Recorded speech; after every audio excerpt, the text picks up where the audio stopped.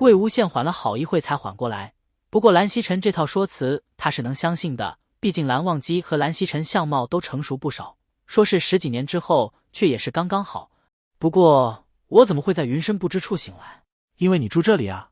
蓝曦臣对他温和一笑。他住在云深不知处。魏无羡眉又皱起来，虽然自他修鬼道后，蓝忘机成天说要带他回云深不知处，但他都是往死里拒绝，怎么这最后还是被他成功了，囚禁在这里？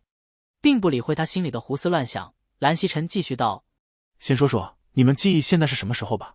我就在乱葬岗。具体一些，你们上次见对方是什么时候？前几天在夷陵偶遇，蓝湛还请我吃饭来着。想想那顿本来是自己说要请蓝忘机吃饭，结果最后还是人家付的钱，魏无羡竟有些不好意思起来，悄悄望了蓝忘机一眼，见对方并没有反应，又道：对了，之后蓝湛还帮了我，温宁就是那时恢复了意识。蓝曦臣听后颔首，大致知道是什么时候了，又问：忘机呢？只见蓝忘机顿了下，他道：督促魏婴在藏书阁罚抄，第10天。蓝曦臣差点晃神，把自己的茶盘给撞飞了，所以他这个顶着一张40岁外皮的弟弟，现在只有15岁，哈哈哈哈！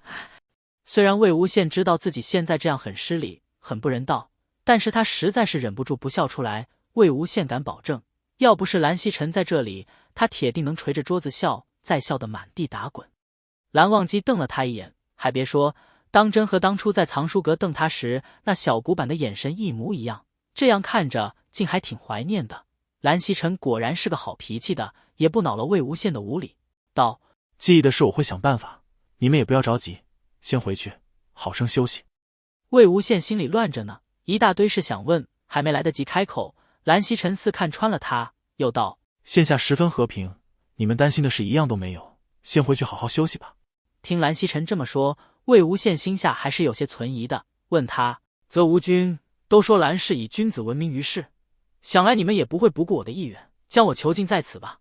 虽是疑问句，但他的口气实在称不上友善，好似不容人拒绝。当然不会，无羡说的哪里话？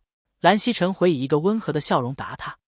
魏无羡这个人嘛，从来吃软不吃硬，你要是来硬的，他可以和你硬刚到底，但若是遇到软的呢？特别是像蓝曦臣这种，无论你什么态度，他就只跟你笑，慈爱的好像做错事都舍不得打你的亲老爷一样的人，他是最没办法的。听蓝曦臣这么说，他面色稍缓，又问：那位某想离开，出去寻找我美好的人生回忆，则无君是不会阻拦的吧？他也不管自己为什么会住在这里了，对方好像没有恶意，但他现在只想尽快离了这个几千条家规束缚住的地方，记忆什么的没了就再找，找不着就算，浪得几日是几日，总之他完全一点也不想待在这里。啊，是我疏忽了。蓝曦臣听他说完，一拍手道：无羡还不知道自己为什么在云深不知处呢，现在的忘机也是不知道的。说完，他一手拉着魏无羡一只手，一手拉起蓝忘机一只手，然后把他们2只手叠在一起，展露了一个至今最温和的笑容，对他们说的一字一顿无比清晰。你们现在是道侣哦。这简直是晴天霹雳，五雷轰顶，正所谓人在做，天在看，天道好轮回。魏无羡现在是完全笑不出来了，两人赶紧甩开叠在一起的手，异口同声道：这不可能！道侣和那个蓝湛蓝忘机？开什么玩笑？不对，这都不是玩笑，这简直是恐怖故事。而旁边的蓝忘机显然已经吓到僵硬了。蓝曦臣换了副慈爱的口吻，继续道：无羡，你5年前入了我们蓝家的门。则无君，你别吓我。魏无羡吓得都口急了，你要是再吓我，仙门百家都不用讨伐我了，直接吓死我得了。蓝忘机当即站了起来。荒谬！魏无羡也跟着站了起来，一心只想着这都是什么恐怖故事，说书的都不敢这么编，他得赶紧逃走。岂料蓝曦臣仿佛看穿了他们的心思，在对面也站起来，一手搭上他们一人的肩，慢慢道来：族谱为证，仙门百家无人不知，黎民百姓无人不晓，本就是件荒唐事。你们胆敢再闹出点什么，让我蓝氏蒙羞？月岁冰裂？蓝曦臣还是那样笑眯眯的，魏无羡只觉得他的笑脸在眼前好似越来越大，好生恐怖。两人只能被迫点了点头，不然他觉得朔月和列兵可以马上在自己身上戳出几个洞来，魏无羡在心里呐喊：是谁说蓝氏双臂中的蓝忘机可怕？明明蓝曦臣更可怕100倍。听得蓝曦臣安排，两人示意的是暂时不要告诉别人，幸得两人平时生活也简单，交际的人也不多，料想瞒着也不是太难。蓝曦臣将蓝忘机的授课换了，让他去教年纪更小1辈的弟子。虽然现下蓝忘机的心智只有10几岁，但以他的实力教小1辈甚至同辈都是绰绰有余的。而蓝忘机去授课了，魏无羡得到的指示就只是随便逛逛，他还没从蓝忘机的道侣这个恐怖故事中走出来呢，就当真在云深不知处瞎逛起来，心里思绪万千，却也想不出比暂且待着更好的办法来。虽然他想逃的话方法多的是，但内心知晓蓝曦臣绝不会拿蓝忘机和姑苏蓝氏胡说，说的话必定有可信度。心想这姑苏蓝氏是有多大的勇气才敢让他进门，他可是夷陵老祖魏无羡啊，疯起来连自己都怕。藏书阁前玉兰依旧飘香，分明是江南温柔风情的智雅小院，却因几千家规侵染，安静异常，多生出几分冰冷的感觉。一路上依旧没什么人，偶尔遇到一些小辈们也是对他行个礼就走开了，没人打扰，好不悠闲。逛着逛着，不知怎么来到了一片草地，这片草地上竟然有着好多好多团兔子，不止多，一个个还肥。兔子们见了他也不害怕，有几只甚至还跑过来蹭了蹭他的腿，当真是可爱。他往兔子堆里一坐，抱起一个就按着头揉搓，弄得那兔子抬起腿就蹬他。玩了会就觉得累了，平时他哪里有起得这般早？而且云深不知处实在是太安静了，只有风吹过树间拂过草地的沙沙声，实在是惬意。他有多久没有这么安逸过了？自从上了乱葬岗，每日提心吊胆的过日子，压制着整个乱葬岗的恶灵凶尸，一面还要防着仙门的明枪暗箭，当真没一刻敢放松。可那些昨天还在做的事，现下突然就不存在了，好似突然有人把他的压力全都抽离，突然就轻松的不可置信，就有那种催眠的魔力。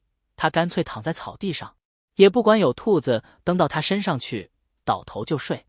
也不知睡了多久，听到有人走路和说话的声音，他悠悠转醒，刚睁眼坐起来，就见2个少年对他招手，热情地跑过来。是魏前辈，正是早上遇到的2位少年。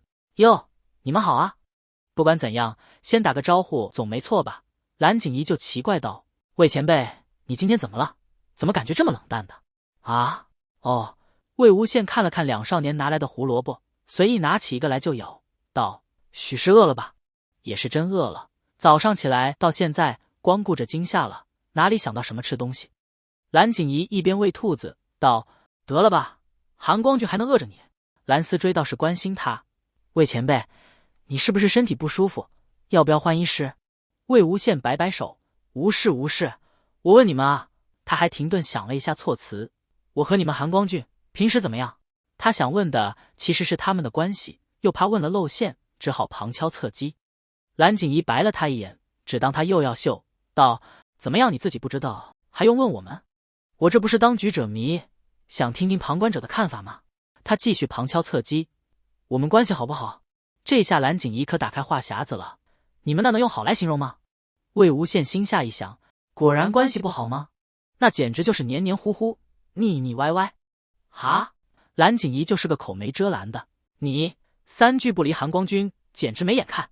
这可和他想的不太一样。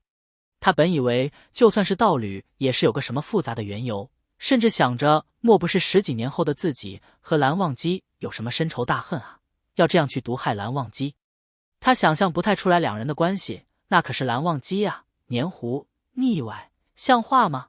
景怡，蓝思追赶紧拦住他的快嘴，道：魏前辈，平时比较洒脱，而韩光君待你自是极好的。自然是好的吧，其实他自己有感受。成为夷陵老祖之后的魏无羡，浑身都是带着刺的，轻易碰着了可是要出血伤人的。而不管是蓝曦臣的态度，一路上偶遇的蓝家弟子的恭敬，还是这2个没轻没重的少年，相处起来一切都是那么自然。魏无羡也明白，想必是遇到了极其温柔的人，才能将满是戾气的棱角磨平了去。既是事实，即使他是令人闻风丧胆的夷陵老祖，也没了办法。唉，他长长的叹了口气，道：我怎么也是个风神俊朗少年郎，怎么就被你们韩光君拐了去？他这么说，蓝景怡就不乐意了，毕竟他是韩光君的头号崇拜者，便道：“你这说的什么话？当初要不是你死缠烂打，赖着韩光卷，你……”话还没说完，就听到身后树枝被人踩断的声音。蓝忘机放课后想再去找一下蓝曦臣，路过这里，听得有人在此大声说话，想要告诫一番，过来正巧听到蓝景怡的大呼小叫。如果你喜欢我分享的小说，请点击订阅频道，你们的观看是我剪辑影片的动力，感谢您。